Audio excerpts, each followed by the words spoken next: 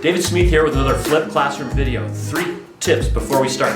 First, remember you can pause the video anytime to catch up with your notes. Second, you can turn on the captions below so you can watch my words go by on the screen. And lastly, you can play the video at double speed if that helps you get through it faster.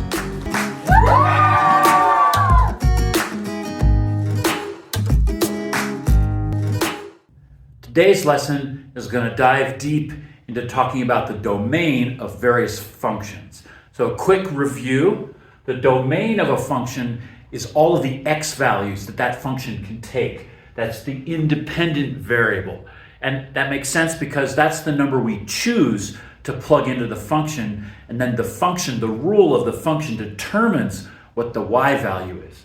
So the y value is the range, and it's called the dependent variable because it's dependent on the x value.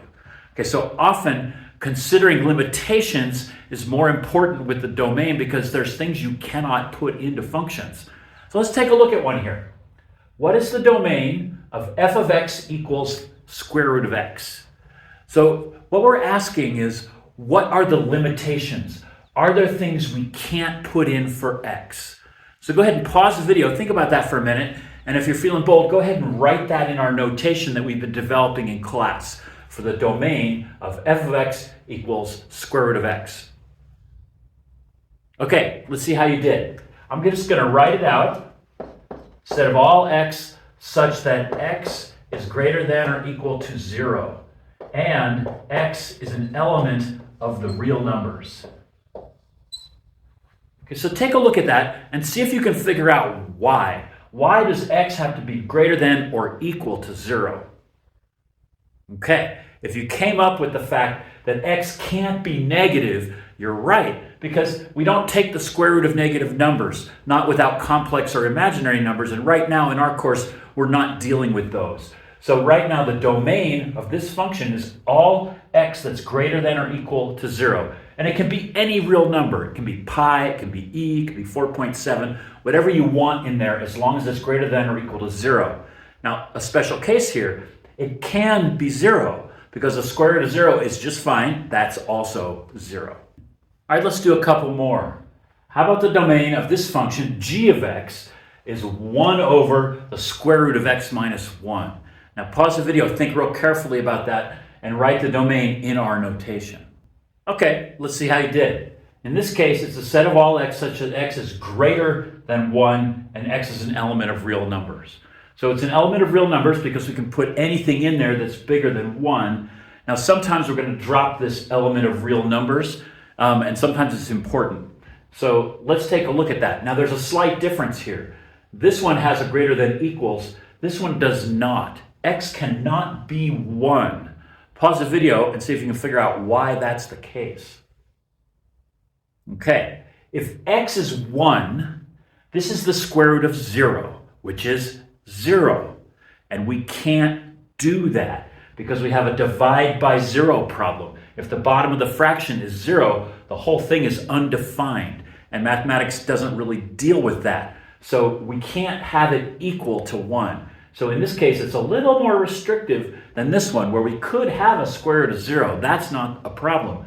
But here, if we have a square root of 0 on the bottom of a fraction, that's a problem. So this is an added wrinkle that you'll need to notice. Okay, here's one more. How about the domain of h of x? Now this time it's 2 over the square root of x plus 3. Now pause the video, write that in our notation.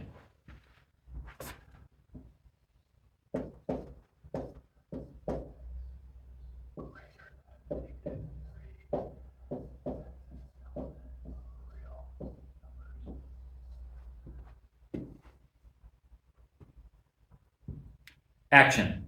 All right, let's see how you did. In this case, it's a set of all x such that x is greater than negative 3 and x is an element of real numbers.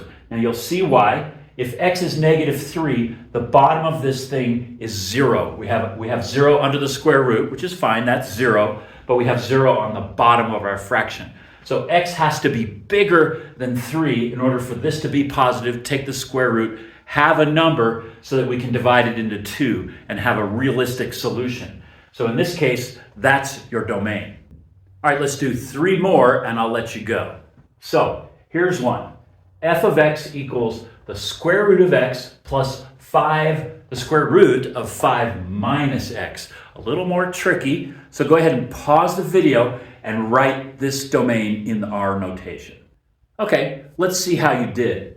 The domain for this one is a set of all x such that x is basically between 0 and 5, and it's inclusive. It can be 0 or 5. So let's take that apart a little bit. This first part, x is greater than or equal to 0, is due to this term. If x is less than 0, it's negative, and we can't take that negative square root, so we have a problem. So that sets the lower limit. X can't be less than 0. In this case, x can't be bigger than 5, because if x is bigger than 5, then you're going to subtract that number from 5, and you're going to get a negative number under this root sign, and that's a problem. So the domain for this function is inclusive between 0 and 5. And of course, it's an element of real numbers. Okay, one more. How about the domain for this one? It's a little different than the other ones. So study that nice and close, and then write the domain in our notation. Okay, let's see how you did. For this function, it's the set of all x such that x is not equal to negative 2. And of course, x is an element of real numbers. Now let's tease that apart. If x is negative 2, then we're going to have 0 on the bottom of our fraction, and we can't do that.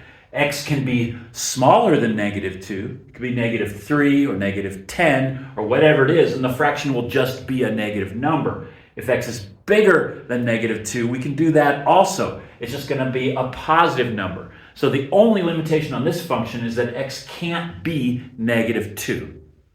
Okay, one last one. This one's a little bit more complicated.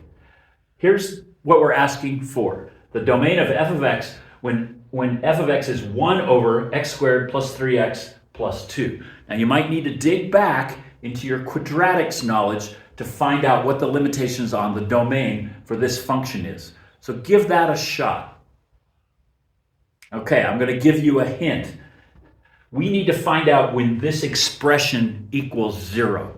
So we're going to go back to what we did in quadratics here. We need to set this equal to 0 and solve for x. And this is what we did when we found x-intercepts. So what I'm going to do is I'm going to do x squared plus 3x plus 2 equals 0. This is basically a product sum factoring. I need two numbers that multiply to 2 that add to 3, and those are 1 and 2. So what I get is x plus 1 times x plus 2 equals 0. Now that's the factored version of this set to 0. So now we know that the solutions that make this 0 are x equals negative 1 and x equals negative 2. So those two values cannot be put in here for x because they'll make the bottom equal to 0. So now go ahead and pause the video and write the domain in this notation for that function. Okay, here's what I get. The set of all x such that x is not equal to negative 1 or x is not equal to negative 2, and x is an element of the real numbers. So we're just getting a little more creative about how we expressed our limitations, and there's just two numbers that x can't be in that function. Now, when you do the homework and the exercise sets for these, you're going to have to jump on your algebra skills and figure out the basic two constraints are we can't take negative square roots. So that's a no negative square roots, and no division by 0. We can't have 0 on the bottom of a fraction. So when you look at the functions in the exercises, your goal is to figure out where you have a negative square root or where you have division by 0, and that will give you your limitations on your domain. I forget how I start that. Does it go? Here, I can hope the video was helpful. I can put it. Now that you've watched the video, write down any questions you still have so you can remember to ask them in class next time we meet. Also note that you can watch the video again if you want to deepen your understanding or patch up any gaps. Finally, give me a like and subscribe if you enjoyed it.